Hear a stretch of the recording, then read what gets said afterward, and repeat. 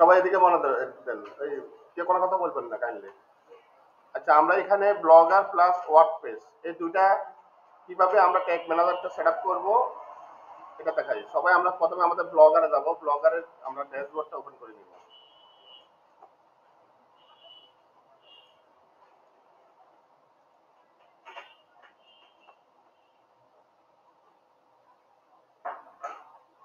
আমরা থিমে যাব, থিম থেকে কাস্টমাইজ এডিট এচটিএমএল।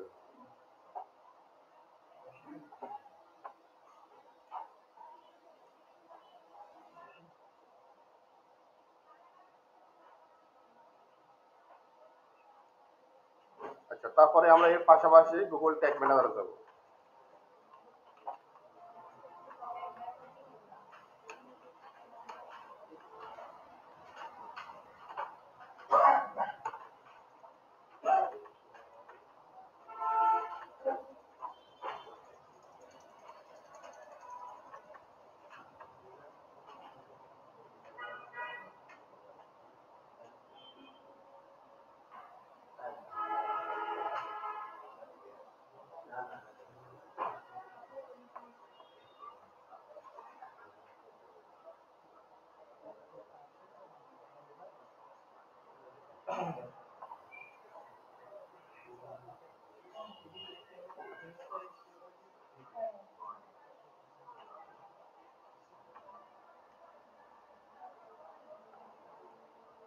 এভাবে আসার পরে আমরা ক্রিয়েট অ্যাকাউন্টে যাব। এখানে আমরা একটা নাম দিব। নামটা কেমন হবে, এটা কিসের নাম হবে, সেটা হলো মূলত হবে আমাদের যে ব্লগ সাইটটা যে নামে থাকবে সেই নামে দেওয়ার চেষ্টা করব। ব্লগ সাইটটা যে নামে থাকবে সেই নামে এখানে দেওয়ার চেষ্টা করব, কারণ কি এটা আপনার বোঝার জন্য।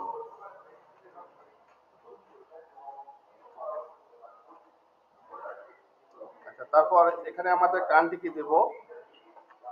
কান্ট্রিতে এখানে আমাদের বাংলাদেশও আছে, যদি আপনি ইউরোপিয়ান বা কোনো ইউএস ইউনাইটেড স্টেট হোক যেখানকার হোক সেইভাবে আপনারা ওই কান্ট্রিটা সিলেক্ট করবেন। আর এখানে আপনার সাইডের লিঙ্কটা দিয়ে দিবেন। আমাদের সাইডের লিঙ্ক হলো এটা। হ্যাঁ, গুগল ট্যাগ। কান্ট্রি আপনি বাংলাদেশ দেন অথবা ইউনাইটেড স্টেট দিলে কোনো সমস্যা নাই, যদি ইংলিশ কন্টেন্ট হয় আপনার কোন দেশের জন্য করতে চান সেটা আপনার বায়ারের যে কান্ট্রি সেই কান্ট্রি হবে মূলত। এই যে এটা। আর এখানে আপনার ব্লগের লিঙ্ক দেন, মানে যে সাইডে আপনার লিঙ্কটা এখানে অ্যাড করতে চাচ্ছেন। এটা হলো আমাদের সাইডের লিঙ্ক।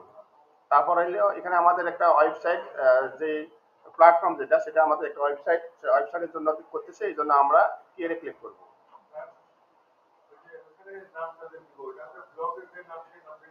হ্যাঁ, মানে ডট কম পর্যন্ত হবে না, ডট কম এর আগ পর্যন্ত যেটা আছে ওইটার জন্য। অথবা আপনার নাম, এটা আপনি বোঝার জন্য মূলত বিষয়টা। হ্যাঁ, আপনি কালকে যদি করে থাকেন, আমি কালকে তো আমি ওটা সহকারে রিভিউ সহকারে এবং কি আজকে আরো কিছু কাজ আছে এগুলো একবার এটা কমপ্লিট করে দেবো। আপনি নতুন করে আপনি একটা নাম দিয়ে করার সমস্যা নাই। তারপরে আমরা ইয়েসে ক্লিক করব। না না, ওই একটা ব্লক আপনি একাধিকবার করার কোনো সুযোগ নেই ট্যাগ ম্যানেজারে। এখন দেখেন এখানে আমাদের একটা কোড আসছে, তাই না? এই কোডটা কপি করব। এখন বলছে হেড ট্যাগ, তাই না? এই কোডটা আমরা কপি করব। এটা আমাদের ব্লগারে যাব, ব্লগারের ড্যাশবোর্ড, এই যে এখানে যেটা আসলাম কন্ট্রোল এফ দিব। এফ দিয়ে আমরা কন্ট্রোল ভি দিব। এরপর আমরা ইন্টার দিব। মনে রাখবেন আমরা এখানে অনেক সময় কপি করার সময় সামনে স্পেস থেকে যায়, এই জন্য আমরা অনেক সময় খুঁজে পাই না, বুঝছেন? এই দেখেন এখন আমরা যখন ইন্টার দিলাম এখানে কিন্তু পাওয়া গেছে। এরপর একটা ইন্টার দিব। ইন্টার দিয়ে এখন আমরা ট্যাগ ম্যানেজারের যে কোডটা আছে সেই কোড,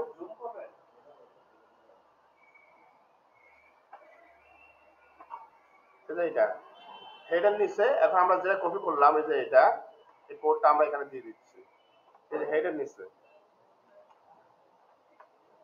এবার দেখা যায় তুহিন ভাই। তারপর আমরা সেভে ক্লিক করব। হ্যাঁ হ্যাঁ হ্যাঁ, সেটা আমি এখন এই প্রবলেমটুকু গতকালকে ছিল, এখন এটা আমরা সলভ করতেছি। দেখেন এই প্রবলেম যখন হবে এখানে বলছে লাইন নাম্বার কত, 8, কলাম নাম্বার 43। এখন আমরা 8 নম্বর লাইনে যাব। এই দেখেন 8 নম্বর লাইন আছে না? এখানে গিয়ে বলছে কি বলছে দেখেন, তিনটি আই একটা অপশন আছে। এই দেখেন এই জায়গাতে একটা প্রবলেম আছে। এই এখানে আমরা কি করব, এই যে 1 আছে না, 1টা আমরা কেটে দিব। কেটে দিয়ে লিখবো AMP সেমিকোলন। এটা একটা কোডের মতো কাজ করে, বুঝছেন? AMP semicolon. রাইট, এটা শুধুমাত্র ব্লগারের ক্ষেত্রে এই প্রবলেমটুকু হয়, বুঝছেন? AMP এটা একটা কোডিং, AMP সেমিকোলন। হ্যাঁ হ্যাঁ, দাঁড়ান আমি একটা লিখে দিচ্ছি, আপনার লেখেন, আমি একটু লিখে বড় করে লিখে দিচ্ছি।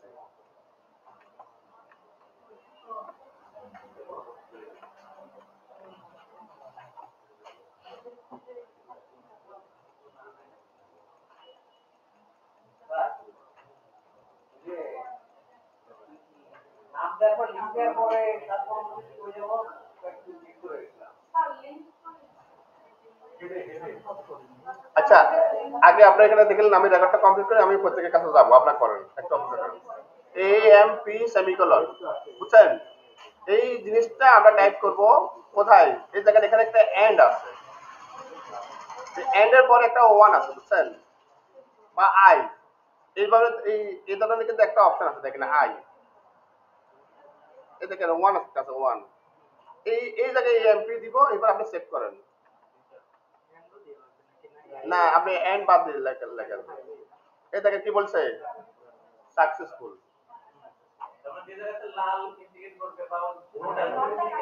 ওই যে ওখানে মেনশন করেছিল লাইন নম্বর 8 9 10, এখানে কিন্তু উল্লেখ করে দিচ্ছে, বুঝছেন?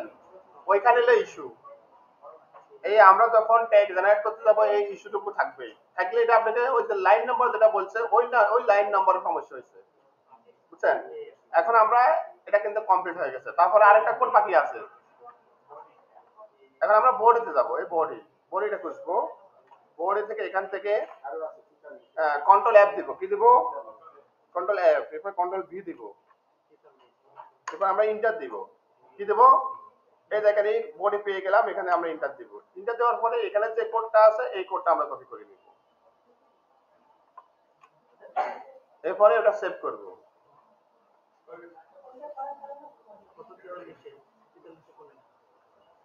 এটা কিন্তু কোনো ইস্যু নাই, নেক্সট কোডে কোনো ইস্যু নাই, প্রথম যেটা আছে সেটা আছে।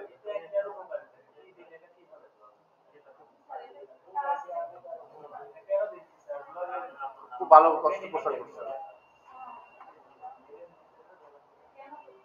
দাঁড়ান বলতেছি, আমরা মূলত পিক্সেলটা কেন করছি এই কনসেপ্ট আলোচনা করেছিলাম আপনাদের সাথে।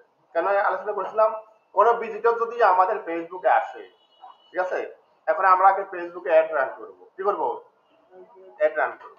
অ্যাড রান করলে তার মানে এদের ডাটাবেসে এমন ভাবে ভান্ডারে তথ্যগুলো সংরক্ষণ থাকে, আপনি যখন কোনো পোস্ট করবেন ফেসবুকের উপরে, কোন ধরনের অ্যাড ক্যাম্পেইন করবেন, তখন অ্যাড ক্যাম্পেইনে প্রিভিয়াস যেসব ভিজিটর আপনার সাইটে আসছে, ভিজিট করতে আসছে, তাদের কাছে নতুন কোন যদি আপনি অ্যাড করেন, ওই ডাটাগুলো তাদের কাছে শো করে, মানে এক কথা হলো তাদের কাছে সাপ্লাই করে, বুঝছেন?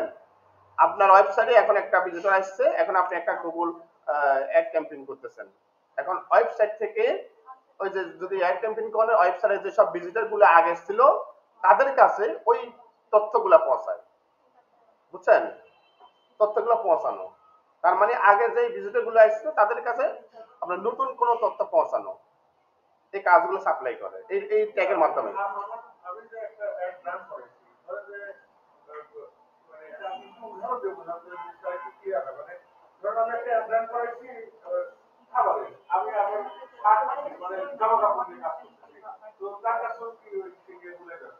এখানে যারা আপনার ভিজিটর যারা আসছেন, এরা এটাই কাউন্ট হচ্ছে, আর আপনি তো ট্যাগ ওখানে মেনশন করে দিবেন যে এই রিলেটেড ট্যাগ যখন দিবেন তখন ওই রিলেটেড লোকের কাছে যাবে। আর এখানে ভিজিটরটা হলো স্পেসিফিক ভিজিটর যিনি আপনার সাইটে আসছে, ভিজিট করছেন, হ্যাঁ, তাদের তথ্যগুলো কিন্তু এখানে কিন্তু সংরক্ষণ থাকে, বুঝলেন? মূল কথা হলো আপনার একটা ওয়েবসাইট আছে, সেই ওয়েবসাইটে ভিজিটর আসছে, আমি গেলাম আপনার কাছে, এখন আমি 2-3 দিন আর যাই নাই, পরে আপনি এখানে ওই ওয়েবসাইট দিয়ে আপনি একটা অ্যাড রান করলেন, তখন ওটা নোটিফিকেশন আমাদের কাছে আসবে। দেখেন না, আমরা কোনো ফেসবুকে অনেক সময় নোটিফিকেশন একবার ভরপুর হয়ে যায়। একটা সিম্পল একটা উদাহরণ দিই, আপনারা কি freelancer.com অ্যাকাউন্ট করছিলেন? করছেন না? অ্যাকাউন্ট করার পরে আপনার স্কিল রিলেটেড দেখেন অনেকগুলো নোটিফিকেশন সামনে আসে, দেখছেন? যে সেম কাজ, সেম কাজ,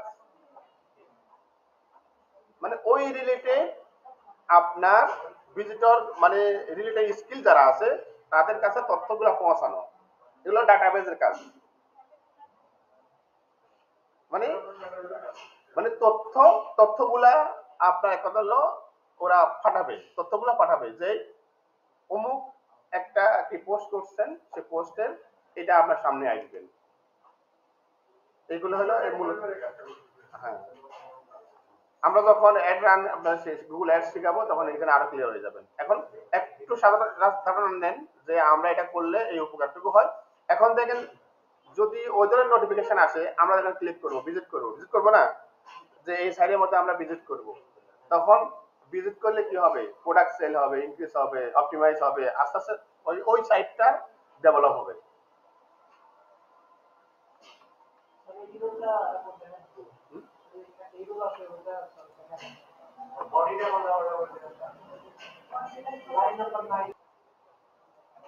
আমরা এখানে লিখবো Google tag manager extension, Google tag manager extension দিয়ে এইভাবে, এই দেখেন ট্যাগ গুগল ট্যাগ অ্যাসিস্ট্যান্ট, এই যে এটা আমরা কিন্তু অ্যাড করব, গুগল ট্যাগ অ্যাসিস্ট্যান্ট আমরা অ্যাড করব।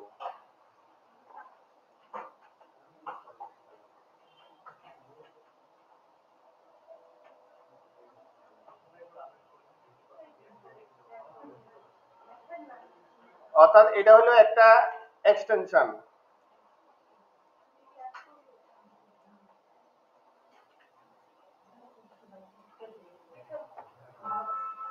এই যে এটা দুইটা আছে বুঝছেন, এই যে একটা হলো এটা আর একটা হলো এটা আমরা মূলত নিব এটা ট্যাগ অ্যাসিস্ট্যান্ট, এটা নিব, এটা আমরা এখানে অ্যাড করব। কি করব? আচ্ছা, এই লিংককে সবাই পাইছেন? এই যে দেখতে এরকম সেম, এটা আমাদের ব্রাউজারের মধ্যে আমরা অ্যাড করব, আমরা অ্যাড টু কমে ক্লিক করব, এবার অ্যাড এক্সটেনশনে ক্লিক করব।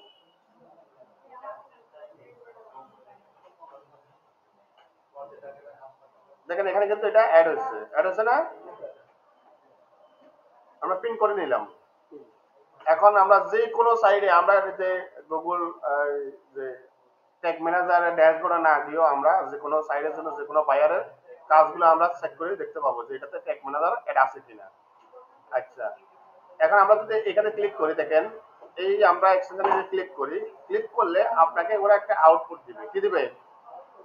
আউটপুট দিবে। এখানে আপনি যখন ক্লিক করবেন, এখানে নিচে কিন্তু বিষয়টা আপনার শো করবে। এখানে কি করবে? হ্যাঁ, ট্যাগ অ্যাসিস্ট্যান্ট, এটা ট্যাগ অ্যাসিস্ট্যান্ট। একটু অপেক্ষা করেন, সময়ের একটু নিবে, কারণ এটা নেটের উপর নির্ভর করবে।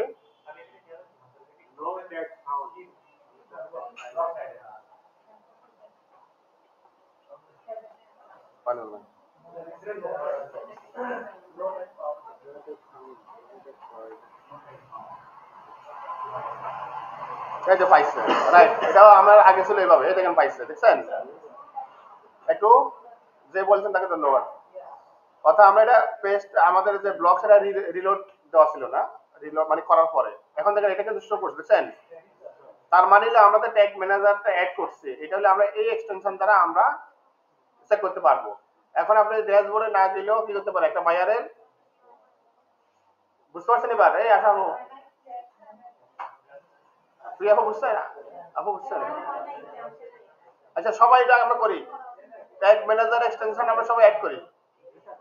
এই যে এটা আপনার পেজ আমি রিলোড দেন, রিলোড দিলে হবে।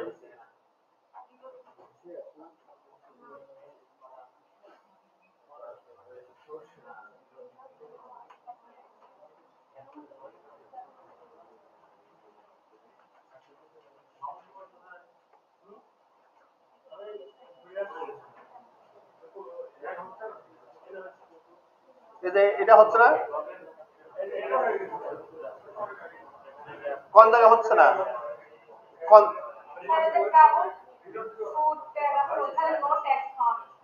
আপনার আপনার সাইটটা রিলোড দেন। আপনার এই সাইটটা রিলোড দেন, দেখুন তখন পাবে। এই দেখেন এটা যেরকম পাইছিল প্রথম কিন্তু পাইনি।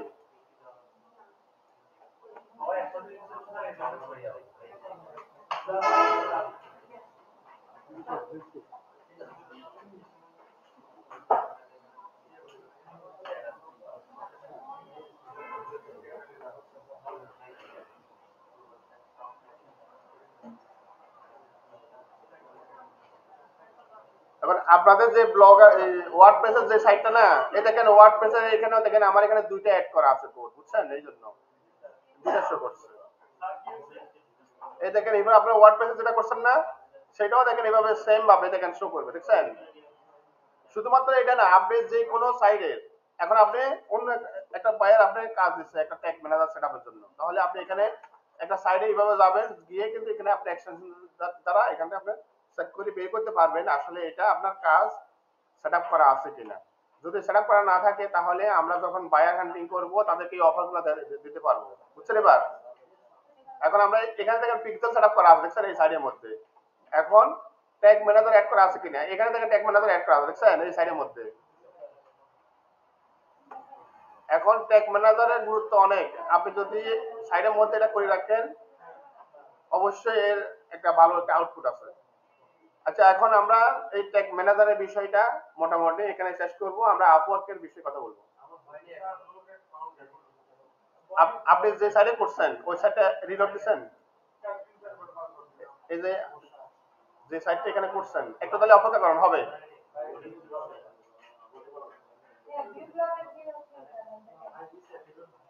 আপনি কি ড্যাশবোর্ডে আছেন নাকি ভিউ ব্লক করছেন? আপনি ভিউ ব্লক করার পরে এই আগে যে ব্লগে যাবেন, ব্লগে থেকে এক্সটেনশনে যাবেন, ব্লগটা ওপেন করে রাখবেন, তারপরে এক্সটেনশনে যে এটাতে আপনি ক্লিক করেন, বুঝছেন? ক্লিক করার পরে এটা নিচে এই যে অনেক সময় নেট এটা আসবে, একটু অপেক্ষা করেন, হবে ইনশাআল্লাহ। আপনার প্রসেসর ঠিক আছে তো? আপনার প্রসেসর ঠিক আছে, হবে।